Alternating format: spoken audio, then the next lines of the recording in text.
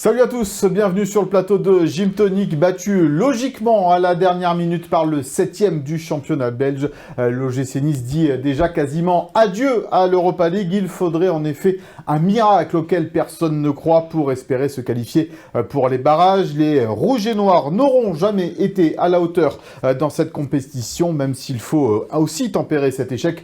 Au regard des nombreux blessés de ces dernières semaines, reste maintenant à tout donner en Ligue 1 et en Coupe de France pour redorer le blason et l'image d'un club devenu la risée de toute la France du football. À mes côtés, cette semaine, tout juste rentrée du froid belge de Bruxelles, Léandra Iacono. Salut Léandra. Salut Mika. Tout va bien? Ça va. Ouais, t'as moins froid? Oui, il fait mieux ici, on est mieux. D'accord.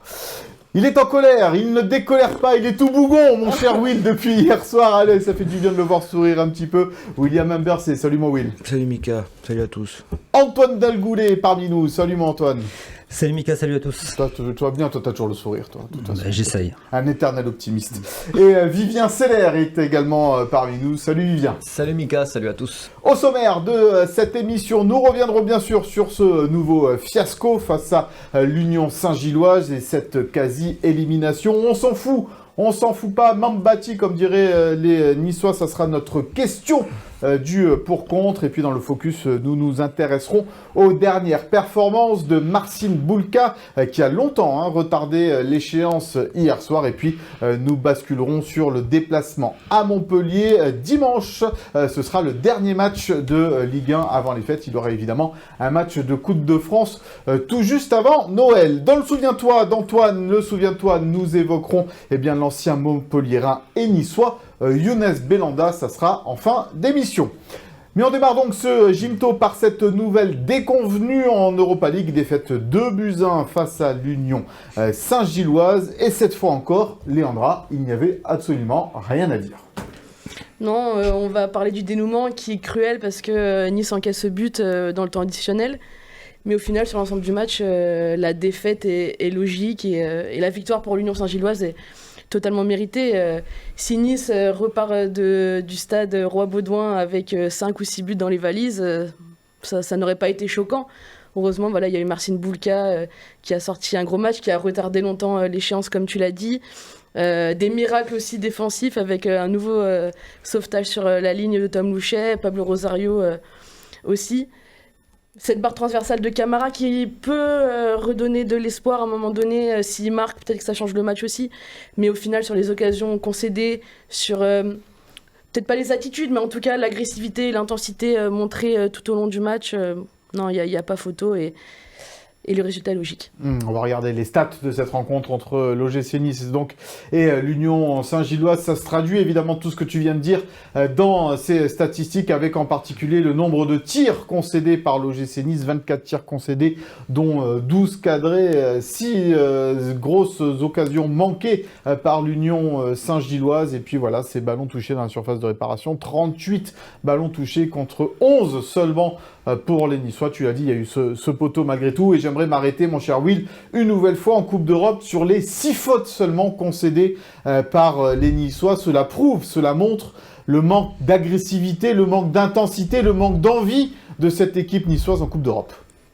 Il n'y a pas d'orgueil, cette équipe. Voilà, c'est une catastrophe. Au bout de 5 minutes de jeu, on avait compris qu'ils n'étaient pas rentrés dans leur match et qu'on allait assister à une soirée fiasco, comme contre Ferencváros, comme contre Twente. C'est une catastrophe, c'est une honte. Franchement, ce matin, depuis hier, là, j'en ai gros sur la patate parce que je regarde ce classement et je vois Riga, Molde, Ludogorets devant l'OGC Nice. Mais sérieux, franchement, ils ont un orgueil. C'est honteux, c'est honteux. L'Union Saint-Gilloise, on peut parler des blessés 2 heures, mais il n'y en a pas un joueur de l'Union Saint-Gilloise que je prends à l'OGC Nice. Même avec les blessés ou pas de blessés, comment on fait pour perdre comme ça contre cette équipe-là ? Hier, le terrain était lamentable. Seulement, ça se joue sur quoi alors ? Des longs ballons, des deuxièmes ballons, des duels. Marchez dessus. Machida fait 500 fautes, il a fait. Dès qu'il y avait un contre niçois, boum, faute. Nous, on est incapable de le faire. Nous, on les laisse partir. Nous, on les regarde. Et on peut parler des blessés. Klos, il est rentré. Ah, super. Je préférais encore Nanjou qui a été mauvais, mais au moins, il défendait. Klos, il est rentré pour faire quoi ? Pour dire qu'il était de retour et qu'il cavalait comme un ailier ? Alors, c'est peut-être ce qu'on lui a demandé aussi, hein. C'est peut-être les consignes Mais t'as le droit de défendre aussi. Hein. de Francaise, de lui demander d'attaquer dans les dernières secondes pour espérer aller chercher une victoire qui t'aurait peut-être un peu ouvert les portes de Mais quelle victoire tu méritais hier? la qualification. Antoine, comment on peut expliquer finalement ce gym aux deux visages? Il y a cette victoire contre le Havre la semaine dernière, et puis derrière, repatatras, pas d'envie, pas de... Voilà, comme on l'a dit, pas d'agressivité face à l'Union Saint-Gilloise en Coupe d'Europe, qui est à mon avis une équipe moins forte que le Havre que tu as affronté la semaine dernière. Moi, je suis pas sûr. Hein. Ouais. Parce que le Havre, ça se joue, quoi, en tous les cas. Le Havre, c'était très faible. L'Union Saint-Gilloise, déjà, ils avaient envie. Ils avaient mis une bonne tactique en place sur un terrain pourri, hein, avec des longs ballons devant. Voilà, c'est ce qu'il fallait faire. Moi, je pense que le gym a trop gardé le ballon à l'image de Boudaoui, même si ça n'a pas été le plus mauvais hier, qui se fait prendre une ou deux fois, alors que bon, c'est vrai qu'il faut faire sûrement un jeu plus direct dans ces conditions-là. Oui, et puis après, pourquoi, je sais pas. Après, moi, je pense que c'est un problème de niveau. Il y avait trop de joueurs dans l'équipe qui n'ont pas le niveau, même pour jouer en Ligue 1. C'est pas, je ne pense même pas que c'est une question d'envie, parce que les joueurs, obligatoirement, ils sont là, ils ont de l'envie. Ceux qui sont là, ils veulent essayer de prouver. Mais on voit bien que Moukoko, mais je dis pas qu'il a pas envie, mais il est complètement à côté de ses pompes. C'est le fantôme du joueur qui était à Dortmund quand il était encore plus jeune qu'il est maintenant. Après, Laborde, il est rentré. Bon, malheureusement, il a pas apporté grand chose. On voit Buonanni. Dès que le niveau s'élève un peu avec Buonanni, on voit qu'il a plus de mal. Dès qu'il y a plus d'agressivité, etc. On voit qu'il est jeune encore. Il vient d'avoir 20 ans et on faut lui laisser un peu plus de temps. Mais on voit que lui aussi, il peut pas être titulaire à tous les matchs. C'est pas possible, et pourtant là il l'est parce que Francaise n'a pas le choix. Donc voilà, c'est compliqué. Tu parles du Havre, mais tu mets Ivanovic au Havre, t'as perdu le match. Parce que le Havre doit gagner en fait. Ils ont les occasions. J'en ai parlé après le match avec Didier Digard. Et ils marquent pas, c'est tout leur problème. Sinon, ils font une super entame, une super première mi-temps, et s'ils ont Ivanovic devant, ça fait 2-0 pour le Havre à la mi-temps. Avec des décisions en plus avantageuses cette fois du côté de l'arbitrage dans cette rencontre-là. En plus, voilà. Effectivement, avec ce penalty. Donc en fait, c'est pas un gym. Et le choc entre. Voilà, c'est pas un gym aux deux visages. Laborde et Yoris qui aurait pu être sifflé. Il a été aussi nul contre le Havre que contre l'Union Saint-Gilloise. Est-ce que les absences, quand même, malgré tout, Vivien, très absent au coup d'envoi, quasiment une équipe titulaire, ça fait de longs matchs quand même et de longues semaines maintenant que c'est comme ça. Mais là, pour le coup, enchaîner Ligue 1 et Europa League avec autant d'absences, est-ce que c'est pas rédhibitoire ? Je me demande si sur un match comme ça, c'est pas l'accumulation de deux facteurs principaux, même s'il y en a sans doute plus, mais les absents, comme tu dis, où les joueurs à un moment donné doivent se dire c'est pas forcément la guine, mais en tout cas il y a quelque chose qui tourne vraiment pas pour nous, et que tu avances aussi dans une compétition où tu sais que t'es jamais vraiment rentré dedans, donc tu arrives dans ces matchs, en plus t'encaisses le but en premier, où t'es peut-être un peu résigné finalement. Alors est-ce que l'accumulation des deux, et comme le dit Antoine hier, t'as quand même trop de joueurs moyens pour jouer ces matchs-là. En revanche, effectivement, un match comme ça, il doit jouer un peu plus de niaque, de hargne. Je trouve que la réaction l'analyse de Sofiane Diop après match était bonne. On sentait vraiment, au-delà de la colère, de la déception. Il a dit on a joué comme des enfants. Ouais, voilà, un joueur touché, et puis qui disait en fait alors des fois c'est discours tout fait, mais moi je le sentais sincère. Il montrait le parcage visiteur et il dit ils viennent pour qu'on leur montre un peu des choses, qu'on les fasse vibrer, et puis ils vont repartir bredouille comme trop souvent. Donc il y a une accumulation de facteurs, et effectivement parce que globalement, si on prend la saison dans son ensemble, Francaise arrive à faire quand même un vrai bon boulot avec ce qu'il a comme matériel à l'heure actuelle et les options qu'il a sous la main. Là c'était trop léger, je trouve, mais malgré tout tu dois quand même au moins ramener un point de ce match là, même si c'est pas ça qui t'aurait forcément permis de te qualifier, mais au moins qu'il y ait quelque chose d'un peu consistant et positif à ramener à la fin. 850 courageux effectivement hier du côté du stade du Roi-Baudouin. Il faut les saluer, les supporters niçois qui ont fait ce déplacement et qui ont donné de la voix. On va écouter la réaction du coach de l'OGC Nice après la rencontre francaise, après cette nouvelle défaite. Je pense que ce soir, on a, avec les moyens que l'on avait, et au vu du match, essayé de donner le meilleur. Mais voilà, sur l'ensemble de l'Europa League, forcément que c'est pas suffisant. Mais c'est aussi pas suffisant parce que je pense que depuis plusieurs mois maintenant, on a malheureusement trop d'absents. Il faut le reconnaître, pour pouvoir enchaîner avec intensité, avec qualité tous les 3 jours. Voilà, aujourd'hui, on n'a pas été en capacité de le faire sur cette compétition européenne. Voilà, donc Francaise qui donne effectivement comme justification ses absents. Pour toi, c'en est une de justification, ce nombre d'absents. Est-ce qu'avec son équipe type, au final, l'OGC Nice aurait pu battre cette équipe de l'Union Saint-Gilloise avec des scies en Coupe du Bois. J'allais dire exactement Ouais. ça, avec des scies en Coupe du Bois. Donc, défensivement, c'est certain. Voilà. Défensivement, c'est certain, parce que Bombito, je le répète, mais sans Dante, c'est un joueur anonyme. C'est un lambda. Il n'a aucune On dit lecture. PNJ maintenant, c'est dans les cours d'école. Tu savais Comment ça? D'un PNJ. Ouais. C'est un mec qui sert à rien, c'est un PNJ, c'est comme le C'est un les acronyme. jeux vidéo. Ouais, Je suis ça trop prend ça. je commence vraiment à me sentir vieux. Hein. Je comprends plus rien. Personnage non jouable. PNJ. Ah, d'accord. Voilà, un PNJ. Et tu tiens ça de ton entourage familial? Heureusement on que imagine Sam est là. Oui, derrière, voilà, c'est une cata. Rosario, il n'arrive pas à se remettre à l'endroit. Depuis qu'il a fait son match complètement raté contre les Glasgow, il était revanchard, soi-disant et tout. Moi, je vois rien. Il fait un sauvetage sur la ligne hier. Ouais, ok. Heureusement qu'il y a un sauvetage sur la ligne, sinon il y en aurait encore 4. Donc oui, défensivement, même si Loucher, lui, il fait le job. Franchement, depuis qu'il enchaîne les matchs, il gagne en consistance dans ses prestations. Mais après, au milieu, il manque qui? Sanson. Donc en fait, Qui a moi, pas joué de la saison. Ouais. donc je me pose une question, moi. Il a été bien monté, cet effectif? Parce qu'au milieu, en fait, il manque que Sanson. Et quand on voit là, l'entrée de Ndombele... Alors c'est vrai que la pelouse ne favorise pas les techniciens comme lui, mais bon. C'est bon, Non, c'est dans bon. le combat, Au bout d'un c'est vrai moment, qu'il est c'est pas- comme Buonanni. Ouais. C'est comme Buonanni. C'est à un moment donné, tu veux être beau, t'es technicien et tout, mais bon, tu vois bien que la pelouse, elle est dégueulasse. Tu fais comme les copains, tu lâches ton ballon, tu joues direct, tu y vas un peu plus de l'avant et t'arrêtes tes chichis. Voilà. Eh ben non, on est là, on fait les beaux joueurs, on est beau, on est mignon, et puis ça vient. Il a bien parlé, Diop. Il a dit ouais, on a joué comme des enfants. Buonanni aussi, il avait bien parlé 2 jours avant contre le Havre en disant on a des blessés, mais c'est à nous de montrer qu'on a la place pour jouer. Eh ça. ben tu l'as montré, garçon. Tu l'as montré. Ah ben super. On est la risée. Non mais sérieux, on en a marre. On est la risée du foot français. Avant-dernier d'une compétition.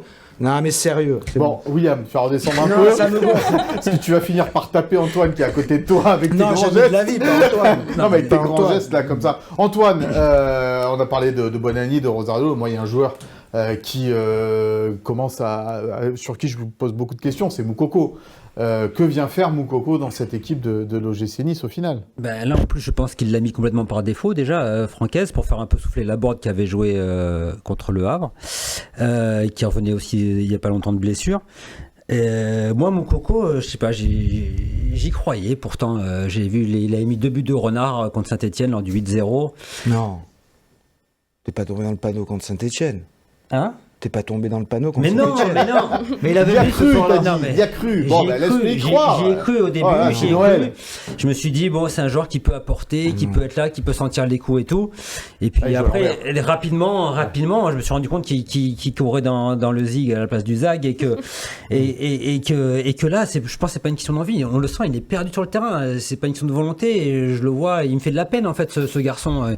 Il a l'impression qu'il a perdu toutes ses qualités. Quand je pense qu'il a été appelé en équipe d'Allemagne il y a 2-3 ans quand il était très jeune. Maintenant, tu te dis, mais.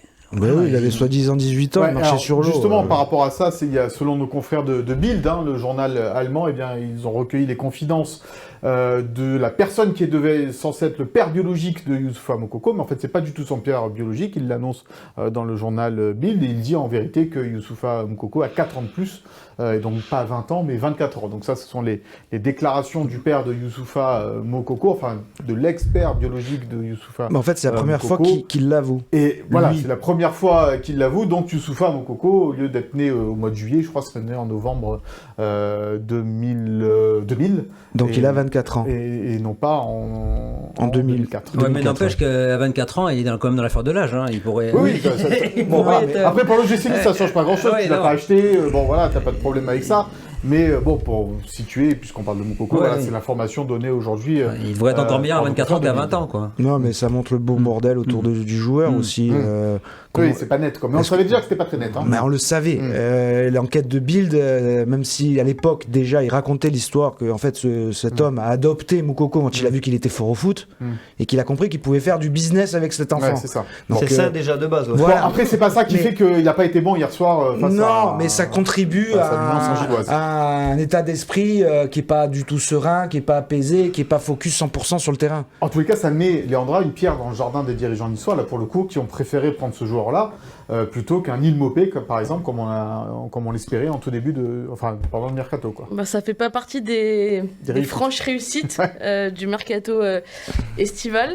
Et après, je pense qu'en fait, les dirigeants niçois, ils ont beaucoup de choses à analyser, beaucoup de remises en question à faire aussi parce qu'on sent un club qui n'était pas prêt finalement à performer sur tous les tableaux, qui dans l'approche mentale aussi de cette compétition n'était tout simplement pas à la hauteur. Donc après oui, il y a des blessés, il y a un enchaînement qui est difficile entre les deux tableaux, mais le GC Nice a montré que c'était un petit club et qu'il n'était pas encore à la hauteur des ambitions, en tout cas des discours qu'on nous donne. Non mais sur le papier, moi je trouve que l'effectif, quand tu regardes sur le papier, il est intéressant, mais en fait il est hyper fragile.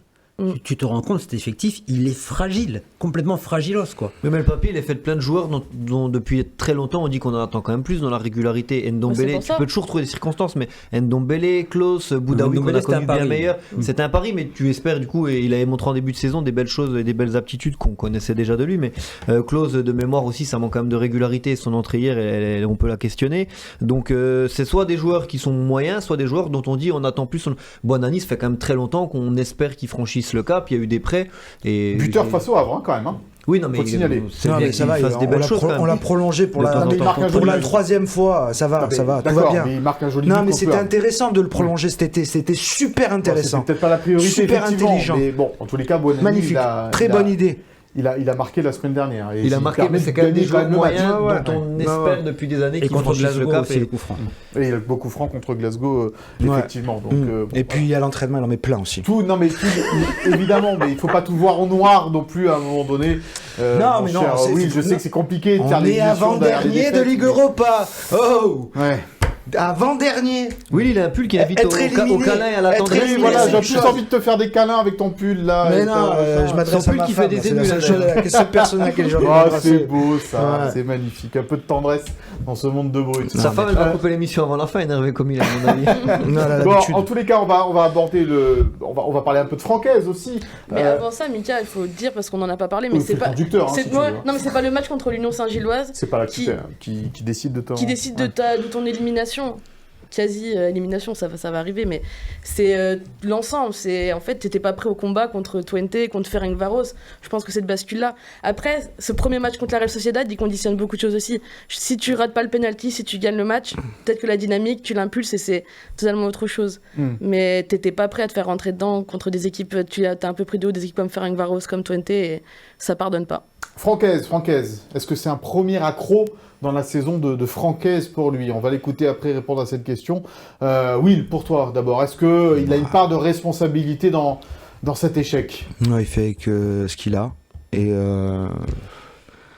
je sais pas si il pouvait en faire plus dans le discours pour donner un peu plus de révolte à ses joueurs. Ça, j'ai des doutes. Est-ce que j'en parlais déjà récemment? Est-ce qu'il n'est pas seul aussi un peu en ce moment? Est-ce qu'il n'aurait pas besoin d'un soutien un peu plus présent des dirigeants, un autre discours auprès du vestiaire, qu'on les secoue un peu le cocotier là? Parce que lui franchement, il a des super... En fait, c'est des miracles ces résultats en championnat. Quand on voit le contenu en Ligue Europa, quand on voit l'enchaînement des matchs, c'est miraculeux que Nice soit dans le top 6 de Ligue 1 en fait. Donc Francaise, j'ai envie de lui dire chapeau plutôt que l'inverse. Et puis on en reviendra plus tard. Je suis même inquiet. Ne dévoile pas ton indiscret. On va l'écouter justement. Est-ce que c'est un premier accro dans sa saison niçoise? La réponse du coach de l'OGC Nice. Ça fait 22 ans que j'entraîne, j'en ai eu d'autres des accros, même si j'étais moins sur le devant de la scène. Ça fait partie de nos vies, de joueurs et d'entraîneurs.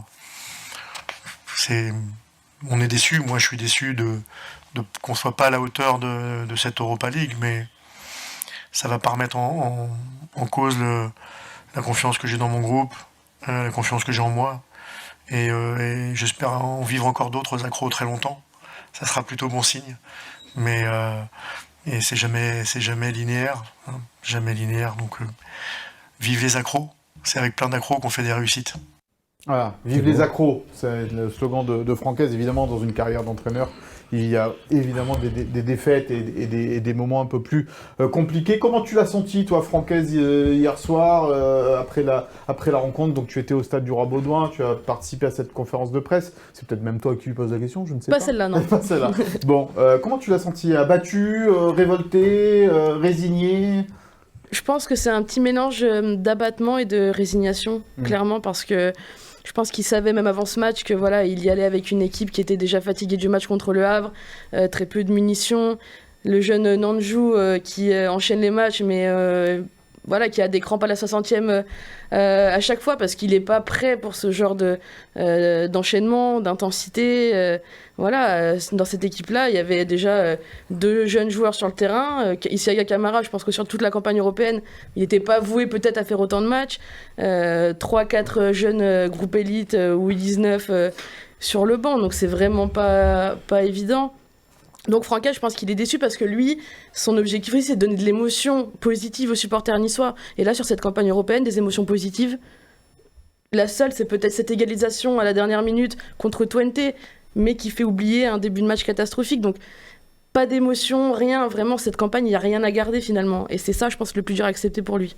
Et quand on pense qu'il reste encore 2 matchs, on va regarder le calendrier de l'OGC Nice à venir. Alors ces 2 matchs seront l'année prochaine maintenant contre Elfsborg le 23 janvier, puis la semaine suivante la réception de Bodo Glimt. Alors on a parlé de miracle parce qu'on va regarder le classement évidemment de cette Europa League. L'OGC Nice donc bon avant-dernier de cette Europa League, avait 35e place sur 36, donc avec 5 points de retard sur le premier qualifié pour l'instant qui est Elfsborg, mais il y a plein d'équipes, il y a évidemment 11 équipes devant l'OGC Nice qui peuvent encore bien passer dans ce top 24, donc là, bon, il vaut mieux pas y croire, quoi.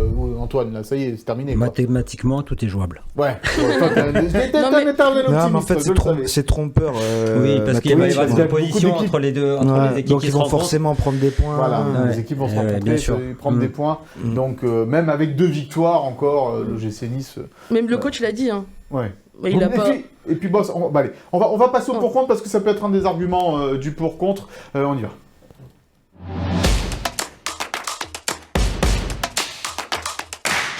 On le sait, les Niçois aiment beaucoup tourner les choses parfois graves à la dérision. On a décidé aussi dans Gin Tonic de pourquoi pas tourner ces choses-là à la dérision. Nice quasi éliminé de l'Europa League.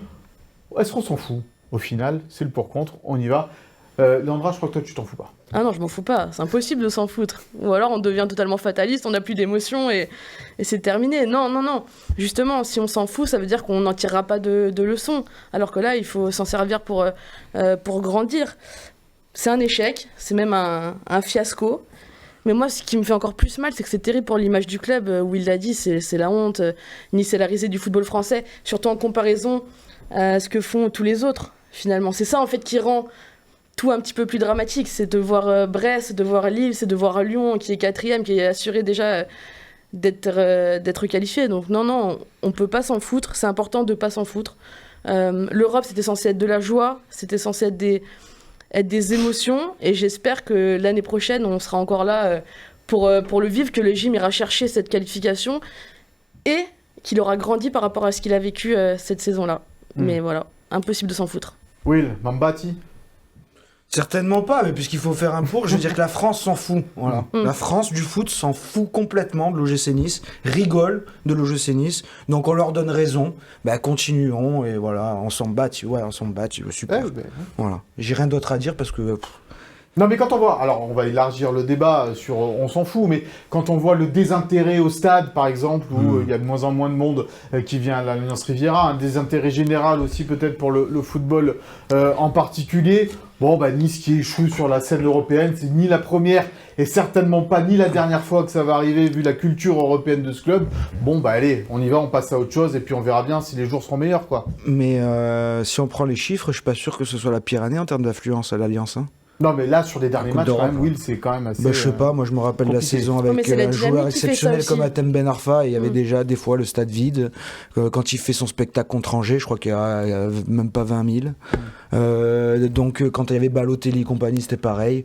Le Niçois est un public d'événementiel, on le sait. Donc là, ils vont à 850 en Belgique parce que c'est à Bruxelles. Il y a le petit 2 jours à faire à Bruxelles. Ils ont été à Budapest. Ils iront à Suède, mais ils iront pas à Lens. Ils iront pas. Donc en fait, le Niçois s'en tape. Ouais. C'est ce que je te dis. Le Niçois s'en tape. Voilà. Mais c'est aussi en ça, Tu vois, tu l'as l'argument. c'est aussi en ça que je trouve que c'est décevant que ces aventures européennes tournent court, parce que pour les supporters qui y aillent pour l'événementiel ou non, il y a quand même un côté pèlerinage sympa, quoi. Alors il y a des villes plus attirantes que d'autres, mais c'est des événements à part. On voyait les vidéos hier du cortège en ville, etc.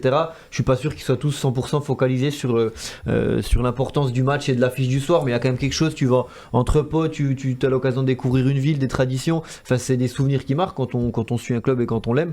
Et le fait que ça tourne court, et à chaque fois en fait ils vont rentrer avec quelque chose de teinté négativement finalement et se dire putain on a vécu un bon deb jusque là, finalement ça a encore tourné court. Je pense qu'à force c'est frustrant quoi pour les supporters. Mais moi j'ai vu des gens touchés quand même hier, touchés parce que t'as envie que ton club il brille, t'as envie que le blason il soit porté haut et fièrement, et là c'est dur quand même, hein.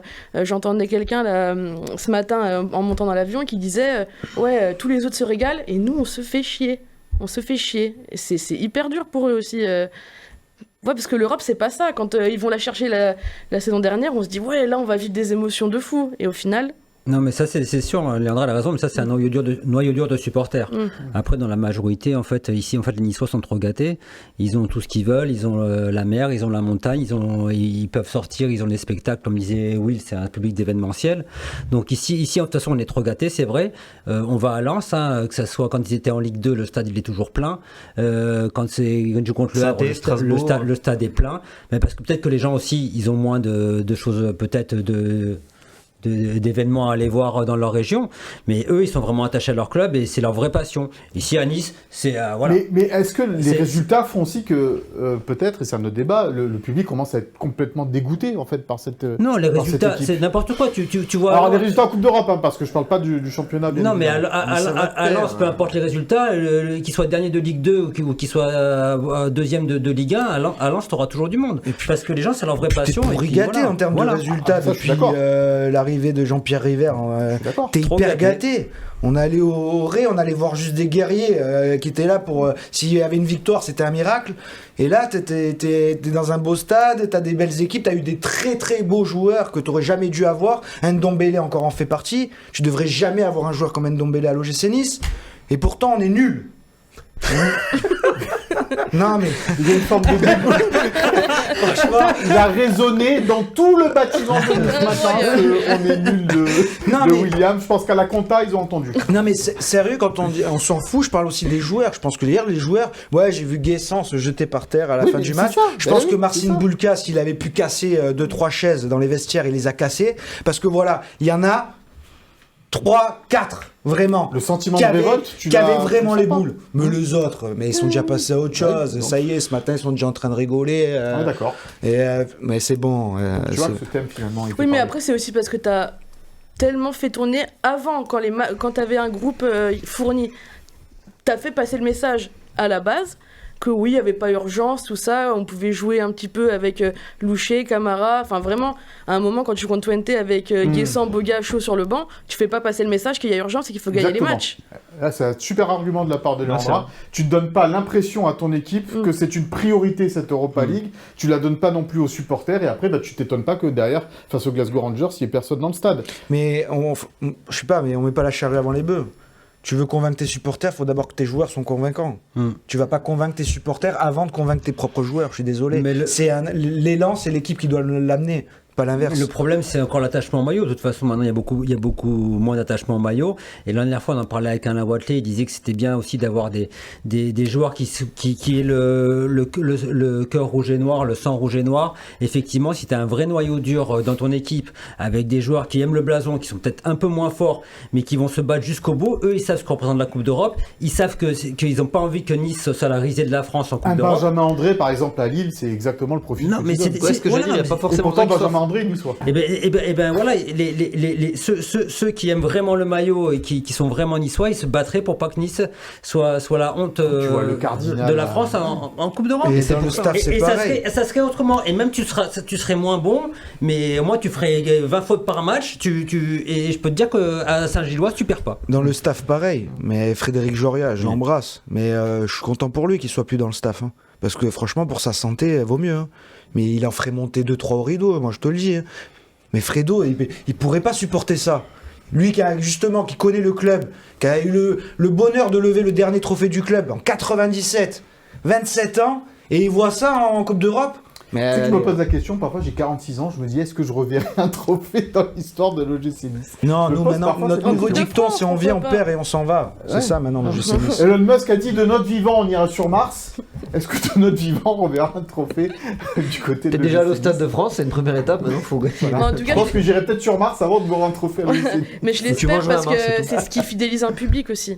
C'est ce qui crée des vocations, Bon. c'est ce qui amène des enfants Eh oui, des chez les jeunes au gosses, ouais, stade. tout à fait. Ouais. Parce que le club, pour d'autres choses, fait bien les choses. Ah non, d'ouvrir mais les ça casse entraînements, tout en fait. d'ouvrir les Ça entraînements casse publics, tout ça, c'est ça qui vend C'est du la rêve aux condition petits. sine qua non. Tout l'effort fait par la Les gars, on a tous communication, été gamins et quand tu supportes une équipe et que tous les lundis tu dois te subir les moqueries de tous tes camarades, t'en as un peu marre. Hein. C'est vrai. Bon, allez, il y en a un qui a quand même un peu surnagé dans ce marasme hier soir du côté du stade du Roi-Baudouin, c'est Marcin Bulka. Il est dans notre focus.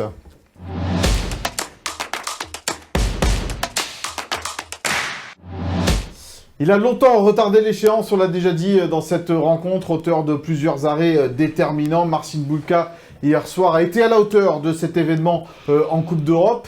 C'était peut-être pas le cas lors de ses dernières sorties, lors de ses dernières prestations. Leandra, hier soir, en tous les cas, il a fait, lui, un match de Coupe d'Europe. Il a fait un match de Coupe d'Europe, alors il n'a pas tout bien fait parce qu'on Non. voit quand même encore des problèmes sur les sorties aériennes, sur la gestion des phases arrêtées. Mais par contre, il a fait 8 arrêts dans le match, dont Ouais, 5 on va regarder les stats effectivement de Marcin Bulka tout de suite. Comme ça, ça nous donnera une meilleure idée de son match hier soir avec, comme tu l'as dit, 8 arrêts déterminants dans ce match. 8 arrêts déterminants, et du coup, je regardais, maintenant c'est la nouvelle stat à la mode, c'est la stat des buts évités, et il est à presque 2. Donc c'est quand même énorme en comparaison à Anthony Maurice qui lui, donc le gardien de l'Union, qui lui est à 0,3. Il a failli s'en prendre un beau d'ailleurs hier en Ah début de ouais, match. Hein. avec le terrain, c'était fantastique. incroyable. Et ça, Vraiment. si c'est pas de chance pour le Nice, parce que n'importe quelle équipe, le ballon il va au fond. Ouais. Hein. Mais à mon avis, c'est Nice, donc ça passe à côté. Et par contre, il va la chercher sur Camara. Mais non, pour revenir à Marcin Bulka, vraiment, il fait des arrêts déterminants. Il gagne 2 face à face contre Sofiane Bouffal, alors qu'il est un petit peu totalement abandonné par quand même fait martyriser par Sofiane Bouffal. Quoi. par sa défense. Après, sur certaines phases, tu vois qu'il y a du talent, joueur. Bon, il est Oui. bien trop irrégulier, etc. Sinon, il serait pas là. Mais Franchement. sur des Sofiane crochets autres. Ouais, c'est un bon joueur. un bon joueur. Tu le rends à Nice, toi Ah, peut-être voilà, Bouffal, Oui, c'est vrai que tu la le fais entrer, créativité de Ah, ce je suis joueur-là. Parce que sur un peut des face-à-face manquer, ouais. avec Tu Bulka, le il fais fait une entrer en fin de feinte match. à un moment, il y a quand même une facilité, un relâchement, je trouve, des Bon, fois je qui est t'ai coupé. agaçant. Et même quand il prend le premier but, il fait une énorme parade Énorme du parade. pied à bout portant. Bon, après, ça suit pas derrière, c'est dommage, mais C'était la sieste. ouais, voilà.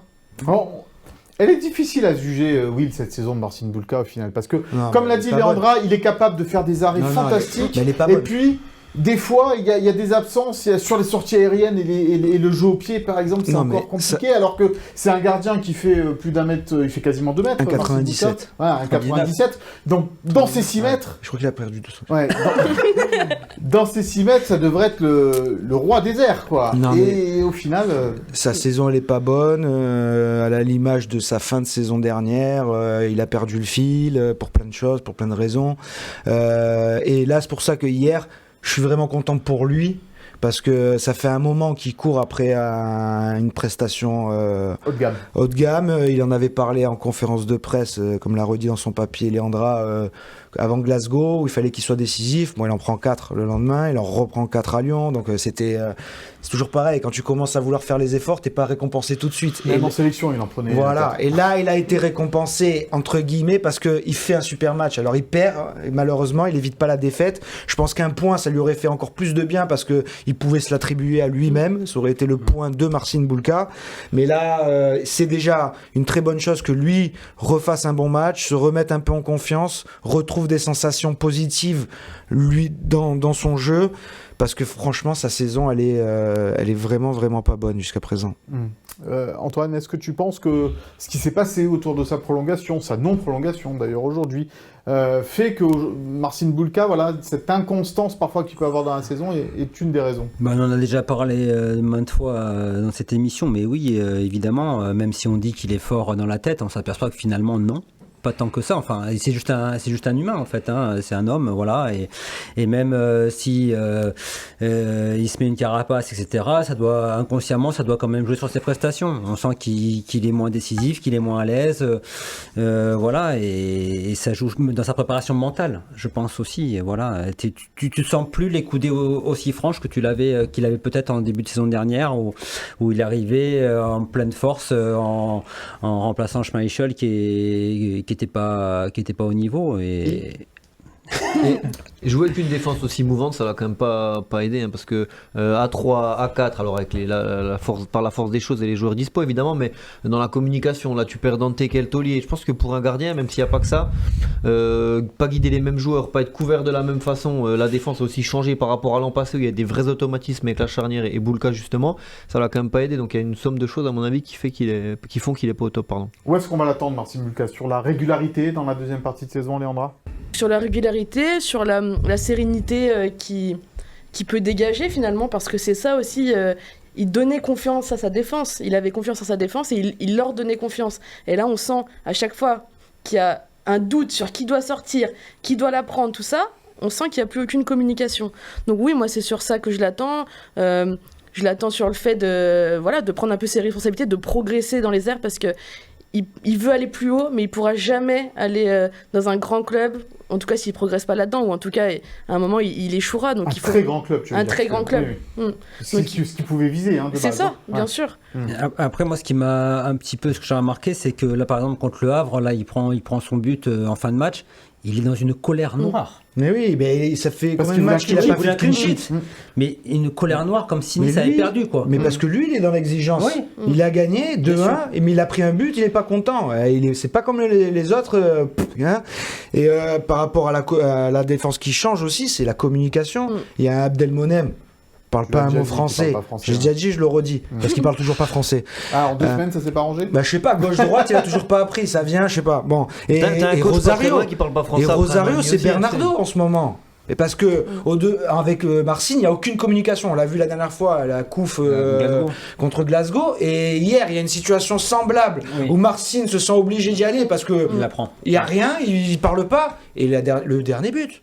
Rosario, il le voit pas qu'il y a le mec tout seul là-haut et Boudaoui, il est en train de faire une course. Il peut pas voir le mec dans son dos. Mais Rosario lui dit pas. Mais c'est quoi ces joueurs? Ils sont devenus muets. Je peux leur apprendre le langage des signes, s'ils veulent. Mais c'est la même chose sur le premier but. Il n'y a aucune compensation du placement avec Tom Louchet qui est... Ouais, mais c'est Moukoko peut-être qui doit... Moukoko ou Diop, il y en a un qui doit venir quoi qu'il arrive, il n'y en a aucun qui vient. Mais complètement. On est là et chacun fait son job et le copain, il se démerde. C'est ça. Il n'y a pas de solidarité en fait. Il se débrouille. Il y a des enfants qui me regardent. Je suis énervé, alors j'ai pas envie de soigner. Ah bah alors c'est bon, alors on peut tout dire, on est énervé, on peut tout dire. Mais oui, c'est l'idole des jeunes, il faut qu'il reste lui-même, c'est comme ça. Bon, oui, c'est vrai. Allez, voilà donc pour le dossier Marcin Bulka, on espère évidemment qu'il reproduira ses performances. Alors, qu'il reproduira pas ses performances là, parce que ça voudra dire que l'OGC Nice aura beaucoup subi, mais qu'il fasse ses 2-3 arrêts par match comme il le faisait auparavant. Avec la défense actuelle à Montpellier, il risque de devoir en faire encore des arrêts. Qu'il fasse ses 2-3 arrêts par match comme il le faisait avant pour amener des points à l'OGC Nice. On espère évidemment dans cette deuxième partie de saison que ça va arriver pour le gardien polonais. On attaque l'indiscret.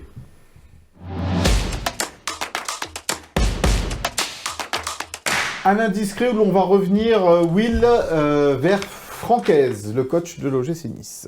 Oui, en fait, Francaise, il avait été contacté par Rennes il y a quelques mois. Et Francaise avait été particulièrement solide à ce moment-là, puisque Arnaud Pouille, qui avait contacté son entourage et son agent, a reçu un message de Francaise en lui disant au lieu d'appeler mon entourage, appelle-moi en direct. Et donc ils se sont eu en direct et Francaise lui a dit je ne bougerai pas de l'OGC Nice. Donc arrête, n'essaie même pas, c'est réglé, je bougerai pas. Donc chapeau Francaise. Sauf que quand je vois ce qui se passe, quand je vois quand je le sens en ce moment abandonné quelque part dans ce club, quand je vois que le mercato n'est sûrement pas celui qu'il espérait, les dynamiques actuelles, le mercato d'hiver, je pense qu'il sera très triste vu les derniers échos que j'ai encore. L'OGC Nice n'aura très peu de moyens. Eh ben, cette campagne européenne et cette saison, comment elle se finirait, je serais pas surpris de voir encore une fois un entraîneur ne rester qu'un an. Et vu comment la saison de Rennes, comment elle se passe avec Sampaoli, qui à mon avis ne s'éternisera pas non plus en Bretagne, je pense que l'été prochain, Rennes, s'ils reviennent à la charge, Francaise, il risque De réfléchir. bien plus longuement, d'autant que la Bretagne, on le sait, c'est une région qui lui plaît, il a déjà une maison là-haut. Et puis, il a déjà été à Rennes. Hein. Et Rennes est un club ambitieux, qui a des moyens, contrairement à l'OGC Nice d'Ineos. Donc, Pas très stable non plus quand même, Rennes, pour le coup. Hein. pas très stable en ce moment, surtout pas, parce que vu les résultats sportifs, mais des moyens, ils en ont. Donc s'ils décident à un moment donné de changer quelque chose, ils changeront quelque chose. À la différence de l'OGC Nice, qui quand ils veulent changer quelque chose, ils comptent leurs sous et c'est très compliqué. Donc pour être bien clair par rapport à ton indiscret, Francaise a fermé la porte à Rennes quand il a été approché il y a quelques semaines de cela. Une porte qu'il pourrait rouvrir l'été prochain au vu de la saison qui est en train de se dérouler. Qui pourrait se rouvrir déjà dans le sens de Rennes, qui va retoquer à sa porte, et là peut-être qu'il sera un peu moins tranchant, parce que vu comment ça se passe, voilà. Bon, on suivra ce dossier effectivement attentivement, mais c'est vrai que perdre une nouvelle fois un entraîneur comme Francaise au bout d'une saison, ça serait une sacrée tuile pour l'OGC Nice dans cette Est-ce qu'on a tout fait pour lui donner envie de rester un peu plus? Pour l'instant, il va falloir... Tu sais, en amour, il n'y a que des preuves d'amour. Il n'y a pas- Mais c'est ça qui est C'est important. beau ce que tu dis. Ah oui, je sais.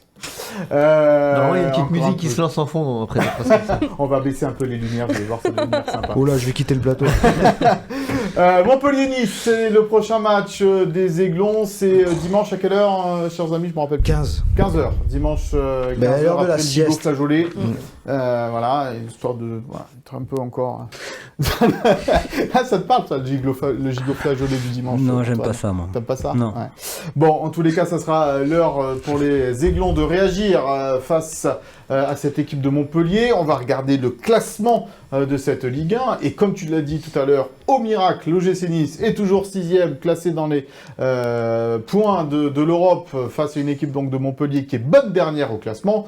Et comme d'habitude, eh bien, l'OGC Nice va relancer une équipe en difficulté. Oui, bien sûr, Qu'est-ce que vous en évidemment. pensez? Bon, Vivien, je blague, mais c'est vrai que ce match-là, c'est plus qu'une réaction là qu'on attend. Et pourtant, on sait qu'il va peut-être pas encore y avoir les joueurs qu'il faut pour assumer cette réaction. Mais t'attends une réaction vu le match que tu viens de produire et le climat global, la situation globale en Europa League et par rapport à l'adversaire. Parce que dans les 2-3 équipes vraiment en dessous du lot de ce qu'on a pu voir, Montpellier c'est quand même bien empêtré en bas de classement avec assez peu de solutions, même si je crois qu'ils avaient fait un nul contre Lille ou... Ils font pas un mauvais match contre Monaco. Oui, c'est vrai, ils sont mal payés à ce moment-là. Mais depuis, de l'eau a coulé sous les ponts. Ils n'ont pas pris beaucoup plus de points qu'ils n'en avaient pris à Louis II, même si effectivement ils auraient mérité un nul. Alors que sur le papier, tu as quelques joueurs pas mal, hein, comme Savanier, etc. Mais pour ces deux raisons, j'espère pour le gym et pour relancer un petit peu cette période, que tu vas pouvoir gagner à Montpellier, parce que Montpellier, Saint-Etienne, etc., ça fait partie des équipes vraiment en dessous. Et jusqu'à présent, Nice, Le Havre, Saint-Etienne, etc., ils ont su punir ces équipes-là À ou faire ce domicile. qu'il fallait faire. À domicile, c'est vrai que c'est une... T'as perdu à Auxerre qui est aujourd'hui. Après, est-ce que c'est pas un match un petit peu à mais qui part reste Auxerre un par problème. rapport au T'as tout battu début de Angers saison, quand même, mais hein, 4-1. À Angers. T'as battu T'allais Angers gagner chez Angers lui, etc. 4-1. Et Angers qui joue pas si mal en plus pour un mal classé. Mais voilà, pour le moment, globalement, tu t'en es pas trop mal sorti face à ces équipes-là. Et c'est aussi ce qui explique, je pense, que t'es pas trop mal positionné en partie. Donc oui, si tu pouvais gagner à Montpellier, ça serait pas trop mal, quoi. Tu m'as pas l'air très optimiste. Non, mon ça cher Will. perd. Hein? Ça perd. Allez, carrément. Non, ça perd. Allez, c'est fait. Non, Montpellier, franchement, dans le contenu ces derniers temps, il y a des choses très intéressantes qui ne sont pas récompensées. À un moment donné, ça va venir et ça va tomber contre nous. Mais c'est sûr. Mais c'est déjà tombé contre Brest, hein. Ils ont battu Brest 3-1 il y a 3 journées. Ouais, ben ils vont nous. Non, mais c'est Ils ont sûr. fait 2-2 contre Lille. Ben justement, ils Oui, sont à la c'est dernière minute, à l'envie, avec les crocs, et vu l'équipe niçoise, mignon. On va faire un t-shirt, ça, mignon. Mignon, ouais. Hein, qu'est-ce que vous en pensez? J'ai une question pense pour qu'on vous. est Si vous nous regardez, offrez un t-shirt mignon à Will pour Noël. Est-ce que Adams va mettre tout le monde à corps? Oh là Vous l'avez là. Voilà, c'est tout pour moi. J'ai pas mieux en stock. Oui. Affligeant. Léandra, ce match contre Montpellier, tu le vois comment? Il faut que Nice, en fait, dès l'entame, montre qu'ils se sont remis de cette défaite à l'Union Saint-Gilloise. Ça serait bien, en fait. C'est ça. Mais en fait, moi, je suis inquiète par rapport à la récupération, surtout après ce match sur une pelouse vraiment horrible où tous les appuis se dérobaient. Enfin, c'était vraiment n'importe quoi. Donc déjà un effectif déjà fragilisé, ça ne va pas aider. Après, à part le match contre Lyon, Nice a toujours eu la bonne réaction après des illusions européennes. Donc moi je veux y croire, même si j'ai pas encore pu le constater vraiment, mais on m'a beaucoup parlé de la capacité de Nice à relancer des adversaires en difficulté. Donc, je veux être optimiste. C'est la marque de fabrique. Ouais, de logiciel, mais je veux être optimiste et oui, ça dépendra forcément de l'entame du match parce que Nice doit montrer qu'il est là, qu'il a envie de rebondir, qu'il a envie de redorer le blason, c'est assez important. Je pense à un truc. Ferencvaros, ils en ont pris 5 hier, au PAOK. PAOK Salonique. Ouais. Juste un petit détail. Et toi, tu reviens sur la Coupe d'Europe. Non, mais pour dire, qu'est-ce qu'on va battre Montpellier Antoine, est-ce qu'il ne faut pas craindre une forme de décompression aussi après ce match de Coupe d'Europe raté, cet espoir de qualification qui s'envole? Il reste là Montpellier, il reste le match à Corté avant les fêtes. C'est les fêtes de Noël qui approchent, ils ont peut-être envie de partir en vacances. Non, Est-ce qu'il ne faut pas craindre la décompression? Corté Antoine, qu'on a pris 6 la semaine dernière contre Beaucaire. C'est vrai? Ouais. équipe de National 2. National 3. 3. Avant-dernier ou On non parlera Avant-dernier, Corté ils en la ont semaine pris prochaine. 6. Mais là, est-ce qu'il faut prendre l'histoire là, avec tout ce qui leur est tombé dessus un peu, les blessés, les machins, le match de trop là. non, pas de décompression. Là, t'as pas le droit, t'es professionnel. Et les décompressions, ça n'existe plus maintenant, Mika. C'est fini tout ça. Voilà. Non. Tu décompresses jamais, toi. Non, jamais. Professionnel de la profession. Toujours sur la brèche. mon Voilà. Pablo. Non, la décompression, non, t'as pas le droit de. T'as pas le droit. De toute façon, il y a des joueurs, ils sont là, et ils se doivent de tout donner. Là, tu joues contre le dernier de Ligue 1. Ça sera moins bon que l'Union Saint-Gilloise pour moi. Ah, tu crois Oui. Mais ils ont décompressé hier, non? Pour toi, Montpellier, Mais c'est ce que c'est j'allais moins dire, bon que décompression. l'Union Saint-Gilloise. Pour moi, Décompression, c'est quand oui. t'as fait une grosse Mais perte, vous non, êtes que dur tu- avec l'Union Saint-Gilloise quand même. Ah ouais Ouais. Ah ouais, vous Non, les moi, je trouve prenez que c'est de- pas mal. Bah, l'Union septième Saint-Gilloise. du championnat belge. Non. Non, mais pour Non, le- mais oui, ils- d'accord, mais ça c'est va. quart de finaliste de Ligue Europa il y a 2 ans. Non, Mais c'est non, quand mais même un c'est plus club. les mêmes joueurs, oh. Oui, mais c'est quand même un club qui travaille Mais il y bien. avait Ah oui. l'Espagnol, là, je sais pas plus comment, Non. là. Oui, il y avait, Castro, Montero. il y avait Teddy Thomas, il y avait d'autres joueurs que ça, Amoura et tout. Non, là, c'est une autre équipe. alors, Oui, voilà, elle est bonne, celle-là. Montpellier, ils ont recruté. Il faut match nul contre la Ils ont Roma. recruté personne. Non, Ouais. mais la Roma cette année. Casery, Savanier qui prennent de l'âge chaque année et des kilos. Ils ont Et des rouges. et des rouges. Mm. Bon, franchement, c'est une équipe. Alors, pour moi, ça va ressembler un peu à un match comme le Havre parce que Nice, c'était une équipe. Pour l'instant, on était 5 ou 6e et on avait rencontré quasiment que les gros. Mm. Et là, en fait, arrivent les petits et on les rencontre, hélas, avec une équipe diminuée. Mais c'est pourtant ces matchs-là qu'il va falloir que tu gagnes si tu veux retourner et essayer de faire de la Coupe d'Europe l'année prochaine. Ah, pour histoire d'être ridicule. Oui, Voilà, voilà, pour essayer tant qu'à d'avoir faire. le débat. Non, Le mais ridicule ne tue pas, alors tant qu'à faire. le gym était quand même 5e ou 6e en n'ayant pas rencontré les équipes faibles du championnat, comme Le Havre, comme Montpellier maintenant. Oui, Donc, t'avais joué Angers Saint-Etienne quand même. oui, mais voilà. Mais sinon, regarde, t'as des équipes de bas de tableau que t'avais pas encore rencontrées. Il y a très peu de matchs maintenant. Et ces points-là, il faut les prendre. Donc voilà, il faut gagner à Montpellier. Le risque Moi, j'y crois. de décompression, la question a été posée à Franck. C'est toujours pas toi, celle-là non plus, de question hier en conférence Je me rappelle de presse. plus. Tu te rappelles Ça plus. se trouve, elle Allez. était pas en conf. Elle et était tu pas en l'as- conf. Ça se trouve, J'étais pas au stade. ça se trouve, elle était même pas au stade. Dans un club. Allez, Francaise, la décompression sur ces 2 derniers matchs de l'année. Non, décompression, non. Ah, je ne peux entendre le terme de décompression. On a 2 matchs importants pour conclure l'année 2024. Un en championnat où on est bien présent. Et le premier match de Coupe de France de la saison pour nous. Donc on a 2 matchs qui sont importants. Voilà, il va juste s'agir pendant 2 jours et demi de récupérer parce que voilà, j'ai 12 joueurs, après c'est des gamins, c'est que des gamins. Donc quand vous avez 13 absents, et je pense pas en récupérer en dehors des joueurs qui n'étaient pas qualifiés pour l'Europa League, mais qui sont pas des titulaires. Donc on va juste devoir rester soudés, bien récupérer et faire front ensemble pour faire le meilleur match possible à Montpellier. Voilà, donc Francaise, on ne félicite pas le cadreur qui Oh a malheur. filmé cette On ne voit interview presque pas le coach. avec énormément d'air au-dessus de la tête. J'ai comme on failli dit. demander les lunettes de du- Vivien pour pouvoir le Du coach. voir. À l'école, je vous ai pas appris ça, de cadrer de cette Pourquoi t'as façon-là. été prof Mais tu vois, j'aurais pu faire coach. Oui. Bah oui, c'est pour ça que je t'ai Voilà. interrogé, Antoine, parce que je savais ce que tu allais répondre et Voilà. ça allait dans le sens, évidemment. Et je l'avais pas entendu, de celle-là. Francaise. Il était pas niçois, le cadreur, vu comme il cadrait comme les niçois ont cadré la frappe. Ça cadre mal, en tous les cas. Bon, allez, la compo probable quand même, parce que, enfin, possible, probable, j'en sais rien, parce qu'il a dit, Ouais. Francaise, que 12 joueurs Hypothétique. valides. Allez, on y va, la compo.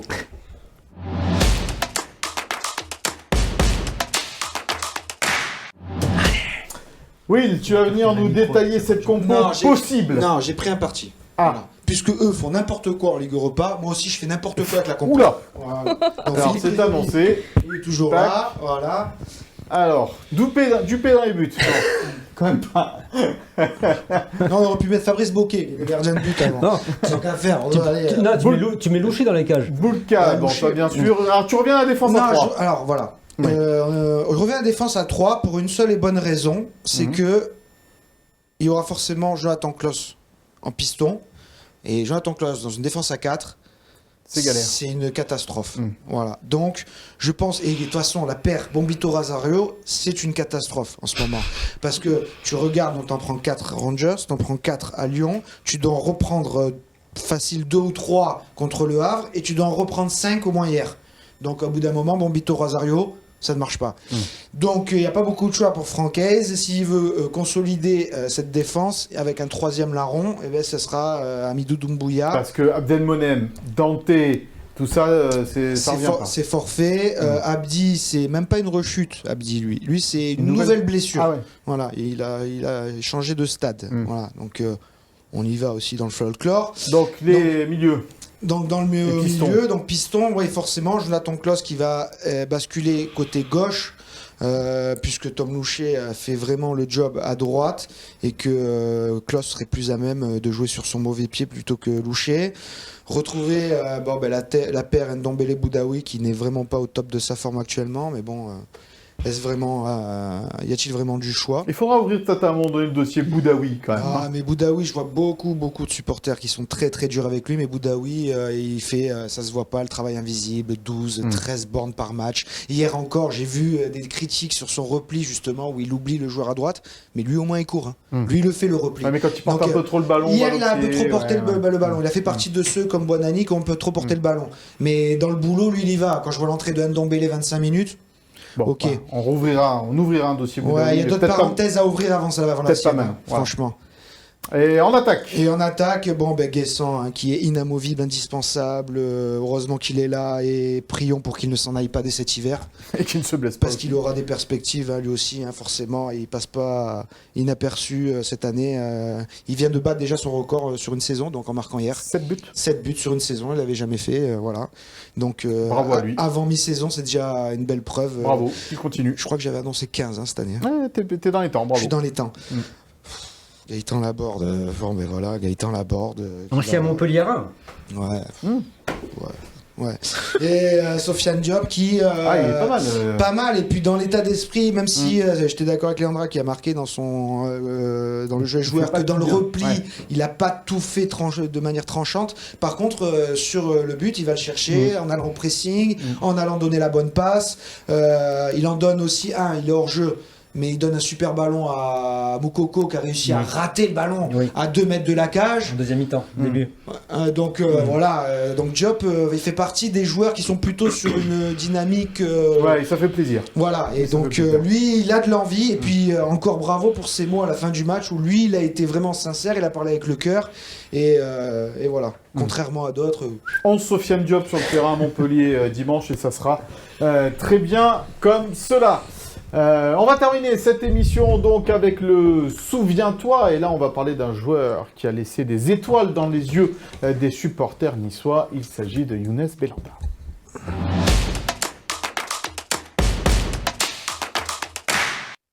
Eh oui, Younes Belhanda avec Lucien Favre, avec Mario Balotelli, c'était une C'était saison bon. magnifique. Alors je tiens à dire que d'abord cette rubrique est sponsorisée par le mug Gym Tonic. Voilà. Le mug offert par Mika. Hein. Oui. C'est vrai, joli cadeau de Noël. Voilà, aujourd'hui, un beau cadeau de Noël de notre Présentateur préféré. Allez, On a, on est pas là pour de ça. on a tellement de budget que c'est même l'animateur qui fait les goodies. La Allez, semelle on y va. en passant.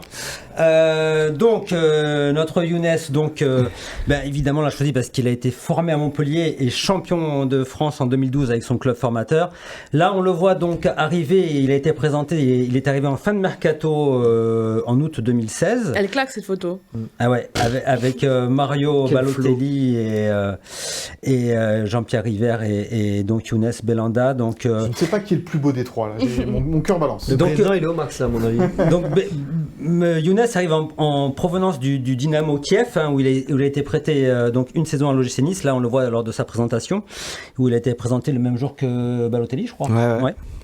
Et donc là, franchement, superbe inspiration des dirigeants niçois en cette fin de mercato 2016-2017, puisqu'il y a Dante qui est arrivé, Balotelli et Belhanda, un dans chaque ligne. Et ce qui a permis, on va dire, au gym de faire sa meilleure saison depuis 40 ans, puisque Nice, on s'en rappelle tous, avait fini 3e de Ligue 1 en titillant jusqu'au bout au Monaco et le PSG. Champion d'automne à l'époque. Champion d'automne. Je me rappelle, on avait titré Légende d'automne à l'époque. Beau, ça. ouais. Ça devait être du Philippe comme ça, non? Non, c'était moi. Merci Oh, pour bravo. une fois, mais Bravo. inspiré évidemment depuis tant d'années Par le par la Salut, ça. Lianda. On l'embrasse. Et Voilà. qu'on reverra, vous inquiétez pas, on reverra Philippe On espère. en hein, janvier 2025. Ouais, il a annoncé son retour pour janvier pour l'instant. Il se repose un peu, c'est normal à son âge. Et on a joué des matchs, lui aussi. Et donc arrivée de Younes, donc pour un prêt d'une saison. Son premier match, il rentrera en jeu contre l'OM et il jouera 15 minutes et il fera une superbe passe décisive, une talonnade pour Cyprien qui marquera le but de la victoire à la 88e minute de jeu. Victoire 3-2 de l'OGC Nice avec les 2 premiers buts de Mario Balotelli, un match dont on se souvient, Le penalty. j'imagine, ouais. Magnifique. Voilà, une très belle. Voilà, Ouais, comme les bras ça. en croix. Le premier match sur le but sur le penalty de Mario. Et donc Younes fait son premier match, première passe décisive d'une talonnade superbe pour Cyprien qui m'a donné la victoire au gym. Ensuite, son deuxième match, son premier match en tant que titulaire, il le jouera à Montpellier. Voilà, pour un match nul arraché en fin de match, un but partout, alors que le gym avait été très dominateur. Et c'est un match où justement donc Belhanda marque son premier but avec le gym, et c'est un match, un but qu'il ne fêtera pas, évidemment. Donc on verra. Il s'excuse. Là, on le voit, il s'excuse auprès du public montpelliérain, mais évidemment, qui sont club quand même de cœur et de formation. Donc voilà, c'est une image sympa. Et on avait mis dans Nice Matin, c'est Vincent qui avait fait le papier, Vincent Menichini, je n'allais pas faire un salto. Ouais. Voilà, Pour dire qu'il n'avait pas célébré. Voilà, qu'il n'allait pas célébrer, effectivement. Mais donc, il commence quand même fort son aventure à l'OGC Nice. Il continue fort, puisque le match d'après, c'est contre Monaco. Nice s'impose 4-0 contre Monaco. On le voit ici contre. Là, c'est Fabinho, voilà, l'ancien du Real. Du Real? Ouais, il a joué au Real, Fabinho. Il a été peut-être Ah ouais ouais. Au tout début, alors? Ouais, merci. Ok, non, j'ai appris un truc dans cette émission. Et après, avant d'aller à Monaco et et avant d'aller Porto à a perdu 6-0 Liverpool, voilà. Et donc Nice avait gagné 4-0, une nouvelle passe décisive de Younes lors de ce match-là.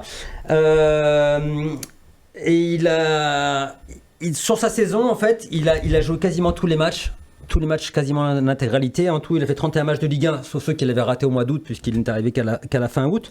2012-2013, Fabinho au Real. Voilà, bravo. Wow. Et donc, Régie efficace. donc il marque Montréal, Santander. il marque 3 buts. Il marque 3 buts cette saison-là, 7 passes décisives. Donc là, on voit un de ses buts. Et on voit C'est effectivement. pas énorme au niveau stat, hein. Non, On va si, voir comme ça. 7 passes D. 7 passes D, c'est pas mal. Mais 3 bon, buts. Et notamment, là, c'était pas contre Montpellier. Donc, comme c'est pas contre Montpellier, il célèbre.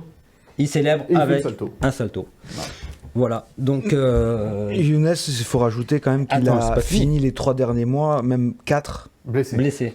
avec des infiltrations toutes les semaines au dos.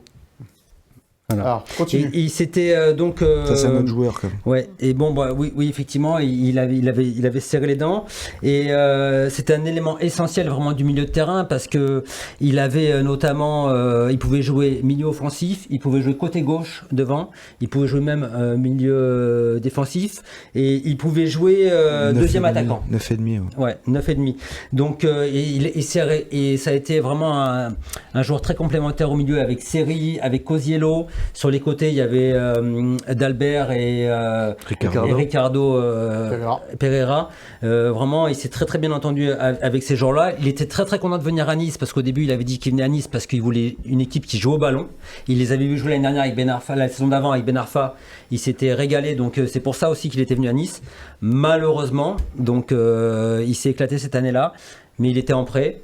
C'était 10 millions d'euros après pour l'acheter au Dynamo Kiev. C'était pas tant la transaction avec Dynamo, c'était aussi le salaire du joueur qui était énorme. Ouais, 3,4 millions par an. Il était 400 000 là-bas. Et donc c'était donc Galatasaray qui avait l'argent pour le faire venir et le payer. Il n'a pas fait long feu non plus là-bas. Hein. Si, il a joué. Il est resté 4 ans à Galatasaray. Il s'est retrouvé à Başakşehir avec Mario. Et après il s'est retrouvé à l'Adana Demirspor avec Balotelli en 2021.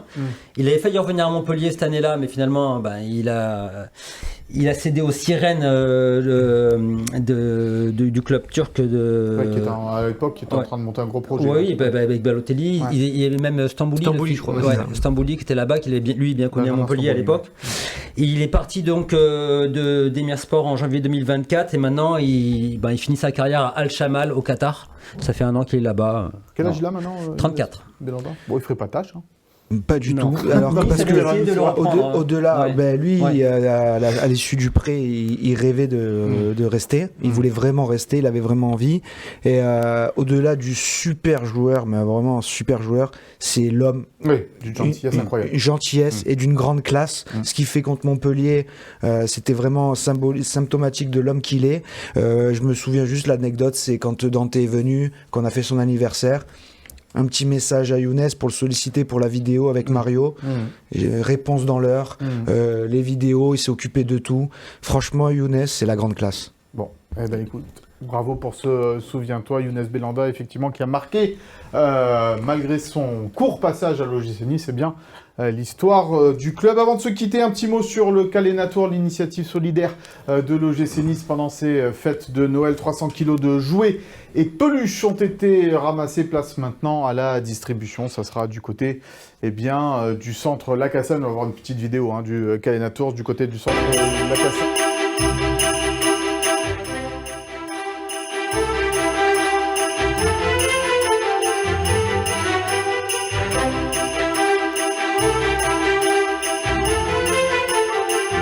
Donné par tous les Niçois lors de ce Calena Tour, l'initiative solidaire de l'OGC Nice. Voilà pour cette émission, merci, vous avez été très bon, on a essayé de donner un petit peu quand même de bonne humeur dans ce marasme ambiant, n'essayons pas trop de se prendre au sérieux, malgré tout ça ne reste que du football, les amis, pas vrai Léandra? Je suis d'accord avec toi, Mika. Bon, ça va mieux, Will, ou pas? Est-ce qu'on t'a remis un peu le sourire, Will? Ça va? Non, certainement pas. Aïe, pendant une semaine ça va être dur pour mon Will, j'espère te retrouver en pleine forme pour la semaine prochaine. Je sais pas si je viens. Bilan d'émission. Par contre, si c'est Will qui va à Montpellier, faut peut-être pas le laisser prendre le volant seul. Là. Non, mais t'inquiète pas, il a l'habitude. Il sait gérer ses émotions. Dans une semaine, donc jeudi prochain, l'émission bilan de cette première partie de saison. Merci à vous de nous avoir suivis. Merci à Sophie Doncé, Philippe Bertini, Chloé Wargard à la préparation et à la réalisation de cette émission. Bonne fin de semaine à tous, bon week-end. N'abusez pas trop de la raclette et on se retrouve donc la semaine prochaine. Bye bye.